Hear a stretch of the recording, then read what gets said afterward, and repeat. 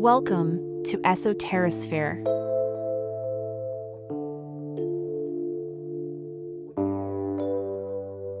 Enoch 101. The Book of Giants, the Lost Chapter of Enoch.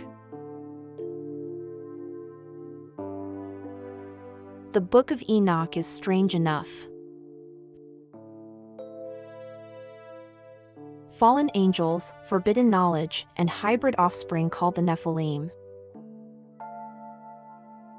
But what if I told you there's another Enochian text, one that focuses directly on the giants themselves, giving them names, voices, and terrifying dreams of their own destruction? This is Esoterisphere, and today we're exploring the Book of Giants, a forgotten chapter of the Enoch saga that was lost for centuries and only rediscovered in fragments among the Dead Sea Scrolls.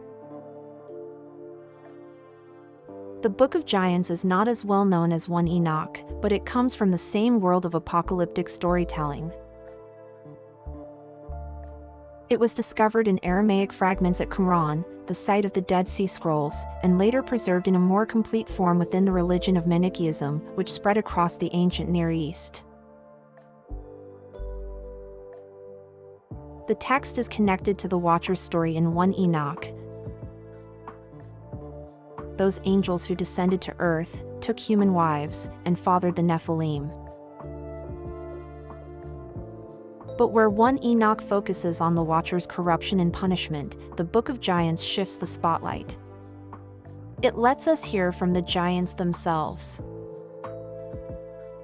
In the fragments we have, the giants are presented not as mindless brutes, but as beings haunted by dreams and visions.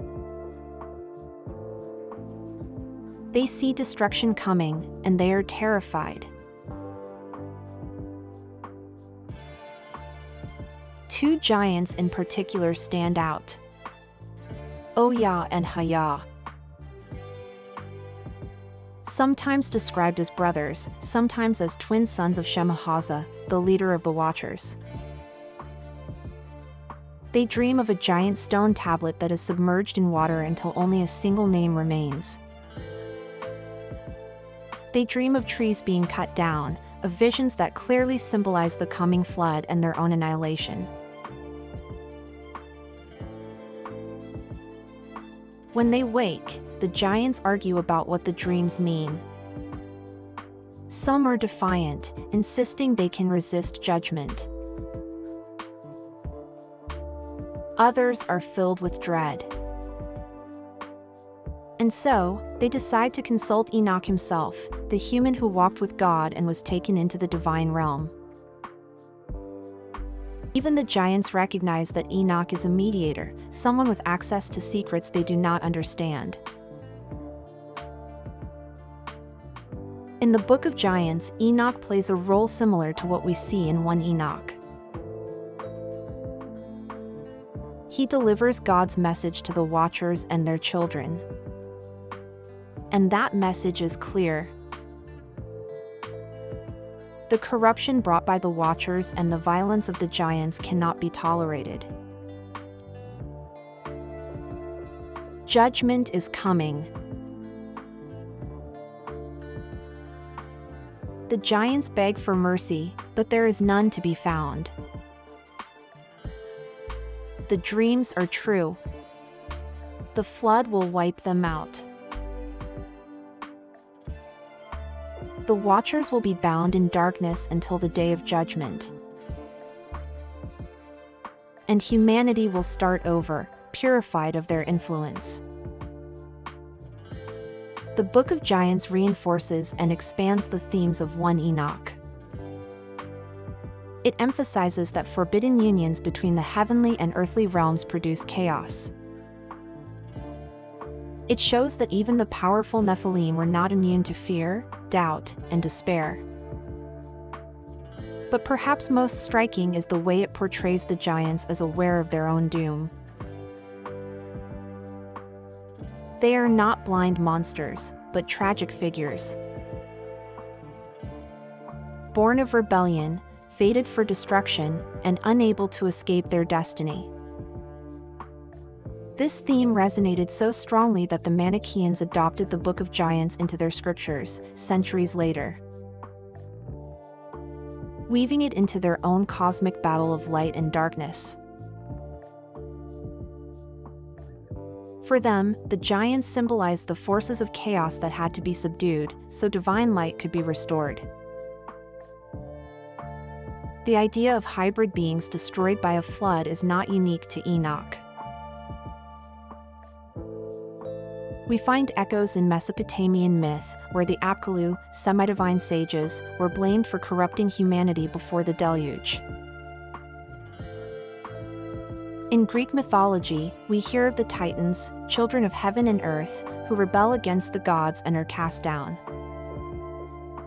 The Book of Giants sits at the crossroads of these traditions.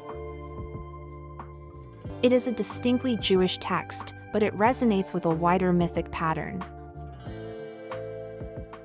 The notion that there were once beings on earth larger than life, half divine, whose very existence threatened the balance of creation.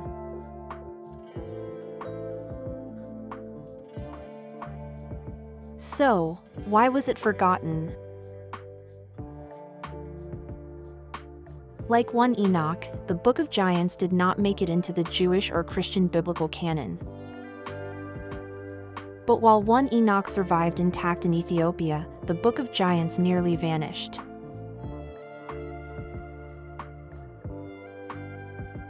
Only scraps survived in the Dead Sea Scrolls, and echoes lived on in Manichaean writings.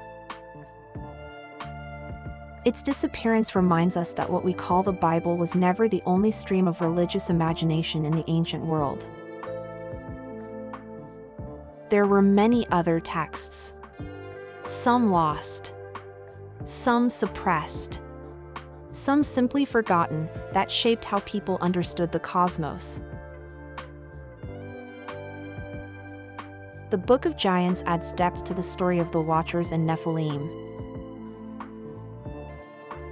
It humanizes the giants, showing them as more than villains.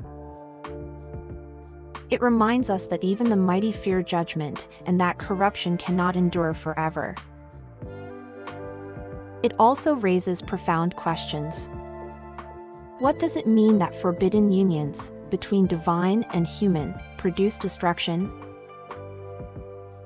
Why do so many ancient cultures tell stories of giant beings wiped out by catastrophe? Are these just myths, or fragments of a deeper memory preserved across civilizations? For modern readers, the Book of Giants offers both a window into ancient imagination and a mirror for our own anxieties. It suggests that power without wisdom leads to ruin, and that even the greatest of beings cannot escape accountability.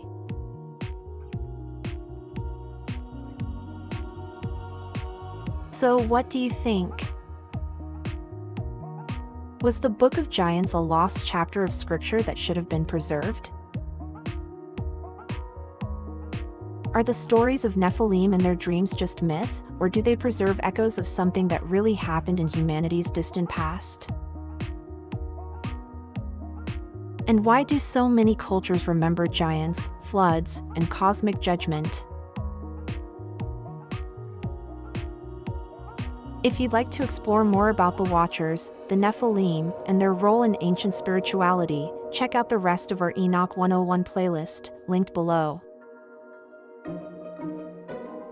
And be sure to like this video, subscribe to the channel, and click the notification bell so you don't miss the next chapter in this series.